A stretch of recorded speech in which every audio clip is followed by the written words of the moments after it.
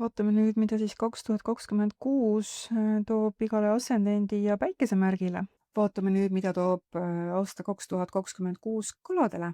Kohe aasta alguses, 14. veebruar, liigub Saturn teie raha ja sissetulekute sektorisse. Seega peate õppima, mis on teie jaoks tegelikult oluline, mida te päriselt väärtustate. See ei tähenda ainult materiaalseid asju, vaid ka eneseväärtust. Kui te midagi soovite omada, siis mõelge, kas see soov põhineb teie tõelisel soovil ja vajadusel või sellel, mida teid on õpetatud soovima ja omama. Kui omate teatud asju ainult välisel survel, siis on nüüd aeg seda muuta. Õnneks on samas sektoris alustanud siis oma liikumist ka Neptuun, kes õpetab ja aitab teil mitte olla liigselt seotud selle maailma asjadega. Mitte anda neile siis suuremat tähtsust, kui nad seda väärivad.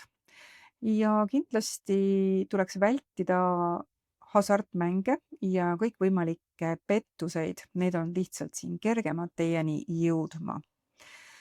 Juunis algab tsükkel, mis kasvatab töökoormust ja toob tugevamalt esile tervise ja heaolu teemad.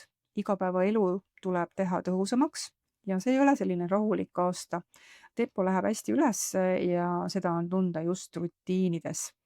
Aasta teises pooles tekib järjest rohkem võimalusi võtta veel üks asi juurde, näiteks võtta veel üks lisatöö, lisavastutus või lisaprojekt.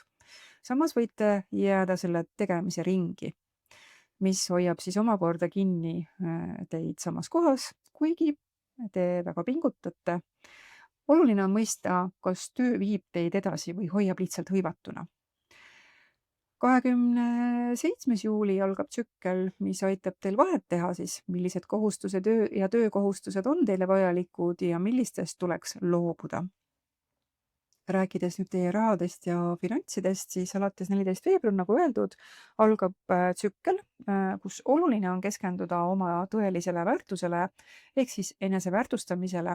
Kui te olete sidunud eneseväärtuse materiaalse seisuga ehk siis asjade või sissetulekuga, siis kogete suure tõenäosusega selles tsüklis ka materiaalseid kaotuseid. Aga kui teil on kõrge eneseväärtus, siis ilmselt ei kogeda rahalisi raskuseid, kuigi ka siis ilmselt tunnete, et ma ei saa ikka kõike, mis on rahaga seotud, kontrollida. Seega, kui näete, et teie rahaline olukord halveneb, siis keskenduge eelkõige sisemisele väärtusele ja selle parendamisele. Ja kuna ka Neptuun liigub samas sektoris alates jaanuari teisest poolest, siis tuleks olla oma vara ja sissetulekute osas realistlik ja mitte jääda uskuma igat nutulaulu võõrastelt, kes soovivad teie abi või pakuvad liiga häid näiteks investeerimise võimalusi. 31. märtsil avaneb rahateemades praktiline võimalus läbirääkimisteks, kompromissid lepingutes, tingimustes, kokkulepetes võivad siin teie kasuks töötada. Kui teil on vaja saada näiteks parem leping või kokkulepe, siis siin on hea võimalus seda ka teha. Sobib ka laenu refinantseerimiseks või siis laenu tagasimakse graafiku muutmiseks ja seda siis teile paremate tingimuste küsimiseks ka. Ja 10. aprill kuni 15. mai läheb teie sissetulekute sektor hästi aktiivseks ja annab sellist enesekindlust ka otsustamiseks. Ehk siis see on aeg, kus hakata tegutsema. Rääkides kodust ja perest, siis aprilli lõpus, 26. aprillil algab kodus ja peresektoris siis hästi pikk muutuste tsükkel, mis kestab lausa 7 aastat. Selle tsükli ajal võivad kodused olud muutuda ootamatult. Kolimised, elukorralduse järsud muutused või ebastabiilsus elukohas on väga tavalised ja tihti tekivad sisemisest vajadusest katkestada olukord, mis tundub piirav. Kui olete kaua talunud rahulolematust koduses keskkonnas, võib see teema nüüd teravalt esile tulla. Ja selle tsükli sisuks on alati vabadus ja autentsus. Kui te hoiate kinni vanast, tuleb muutus nagunii väljaspoolt. Kui olete paindlik, teete vajalikud muutused leebemalt ja omal moel ja omal soovil. Tekib siis tugev vajadus iseseisvuse ja vajaduse järele just eraelus. Ei taluta enam kontrolli, emotsionaalset manipuleerimist ega ka perekondlikke kohustusi, mis pole kooskõlas teie tegelike vajadustega. Ja see omakorda võib viia vajaduseni luua täiesti omaette eluruum, nii füüsiliselt kui ka psühholoogiliselt. Ja kuni 19 mai võite ka kodus teha sisekujunduse muutuseid, soovite võib-olla midagi ebatavalist siin, näiteks rohkem värve või erilise disainiga mööblit. Perre võib tulla uusi inimesi partnerluse või ka abiellumise kaudu ja see muudab ka siis rollijaotust. Ja samuti võivad siis lahutuse või ka lahkumineku tõttu võõrandunud inimesed hakata väärtustama lepitust ja teie abi. Eriti aktiivne on koduteema alates 29 juuni kuni 11 august. Aga siin tuleb meeles pidada, et meil on ka retromerkuuri periood siin alates 29. juunist kuni 24. juulini, mis ütleb, et aeg sobib pigem vanade vigade parandamiseks ja uuesti tegemiseks, kui et uuteks algusteks. Seega lõpetage remonti, parandage võib-olla ammu ootel olnud asju ja peale retro lõppu alustage uusi asju, mis on seotud siis kodu ja perega. Rääkides teie suhetest, siis 3. märts toob teie suhtevaldkonda selgust ning tõenäoliselt ka muudatusi. Kõik, mida te ei ole siiamaani teadnud või märganud, on nüüd esil ja see aitab teha paremaid valikuid. Võimalik, et teil tuleb mingist suhtest siin ka loobuda. Kuni 30. juuni on ka Jupiter teie romantikasektoris veel liikumas. Eks romantilises elus võib see transiit tuua rohkem võimalusi, rõõmu, seiklust, olete avatum armastusele ja ka valmis rohkem riskima, et kogeda midagi suurt ja tähendusrikast. Kui olete juba suhtes, võib see periood tuua rohkem soojust ja mängulisust, kuid ka vajadust suurema vabaduse ja isikliku aja järele.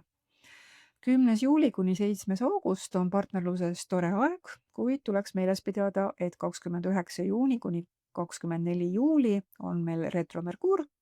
Seega sobib hästi mineviku vigade parandamiseks ja suhete teemade selgeks rääkimiseks, aga mitte alustada veel uute suhetega ennem kui 25. juulist alates.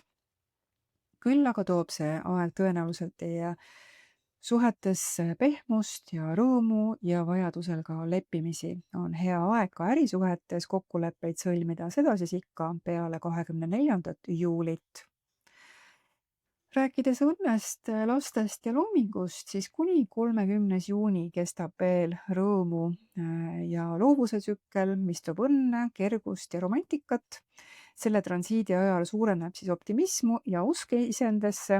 Tunnete, et teil on õigus rõõmule, armastusele ja tunnustusele ja olete valmis neid ka aktiivselt otsima.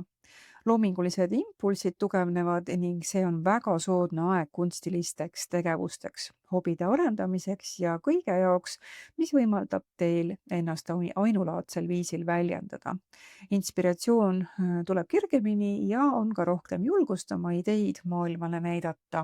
Suhted lastega võivad muutuda ka avaramaks ja positiivsemaks. Kui teil on lapsi, tunnete nende üle võib-olla ka rohkem rõõmu ja uhkust ning soovite nendega rohkem ka aega veeta.